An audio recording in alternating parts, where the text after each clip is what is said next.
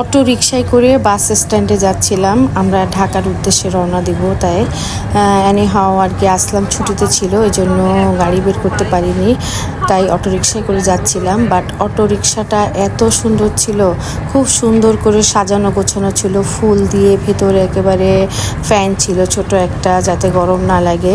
মনে হচ্ছিল গ্রামের কোনো একটা খুব সুন্দর পরিপাটি করে সাজানো একটা রুমের ভেতরে করে বসে আমরা যাচ্ছি। তাই অনেক মজা লাগছিল, আমরা সবাই মিলে অনেক গল্প গুজব করতে করতে যাচ্ছিলাম আর কি।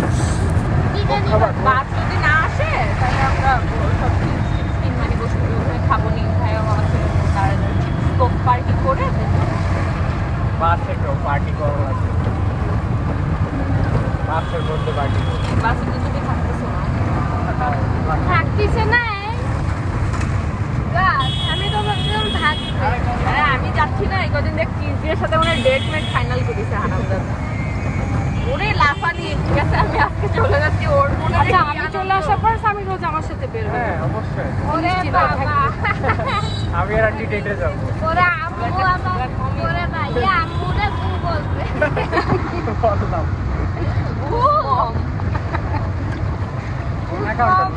আরে বাবা রে, কি ঝাঁকি! মামা এনার কাউন্টারের সামনে দাঁড়ান। আরে আরে কি আরে, কোথায় রাখছো? টিকিট আমার ব্যাগে, যদি না ঘরে তো ওই যে ওই খামের। এনার কাউন্টার কই? আমি আর একটু সামনে, এনারটা একটু সামনে, ওই যে তোমার ওই স্লিপিং কোচের ওই। Anna নাই Inar. Please don't say Anna. Ina. Ena Anna নাই Ina. এনা এনা, আমি বললাম আর না একটা এনা।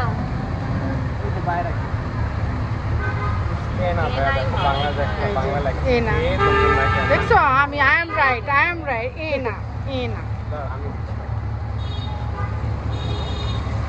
আরে তোমার দিতে হবে না। আরে আরেকজন নিয়ে দেখ দেখ। শোকেস করতেছে। আরে মামার এত সুন্দর অটোর ভিডিও করতে করতে আমি সব অ্যাঙ্গেলে ও নাম ঠিক হচ্ছে। দেখি সিট, হ্যাঁ দেখি সিটটা, সিটটা ভিডিও করি। মামা তো ভাইরাল হয়ে যাবে। মা একটু প্লিজ হেল্প করো। দাঁড়াও, ভিডিওটা শেষ করি।